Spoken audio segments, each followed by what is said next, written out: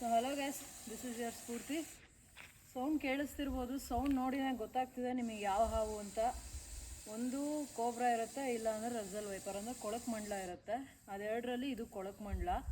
ನಾನು ನಿಮಗೊಂದು ವಿಡಿಯೋ ಹಾಕಿದ್ದೀನಿ.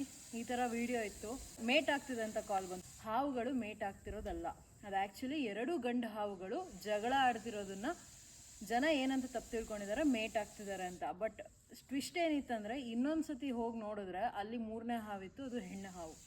ಸೊ ತುಂಬ ಜನ ಕನ್ಫ್ಯೂಸ್ ಆಗ್ತೀರಾ. ಹಿಂದಿನ ಕಾಲದಿಂದನೂ ನಿಮಗೆ ಏನಾಗಿದೆ ಅಂದರೆ, ಮೂವೀಸಲ್ಲಿ ನೋಡಿರ್ತೀರ, ಎರಡು ಹಾವುಗಳು ಜಂಟಿಯಾಗಿ ಜಗಳ ಆಡ್ತಿರುತ್ತೆ, ಅದನ್ನು ಮೇಟ್ ಆಗುತ್ತೆ ಅಂತ ಅಂದ್ಕೊಂಡಿರ್ತೀರ. ಅಲ್ಲ, ಇದು ಮೇಟಿಂಗ್ ಸೀಸನ್ ಆಗಿರೋದ್ರಿಂದ ನಮಗೆ ದಿನ ಕಾಲ್ಗಳು ಬರುತ್ತೆ, ಮೂರು ಹಾವಿದೆ, ಎರಡು ಹಾವಿದೆ ಅಂತ.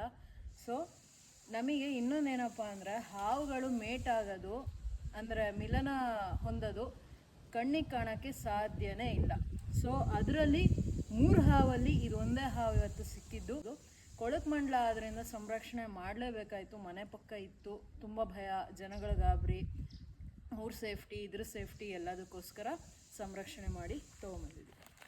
ಆಮೇಲೆ ಇನ್ನೊಂದು ಮೂಢನಂಬಿಕೆ ಏನಪ್ಪ ಅಂದರೆ, ಈ ಹಾವು ಏನದು ಮುಟ್ಟಿದ್ರೆ ಕೊಳ್ತೋಗುತ್ತೆ ಅಂತ ತುಂಬ ಜನ ಹೇಳ್ತಾರೆ. ಅದೆಲ್ಲ ಸುಳ್ಳು.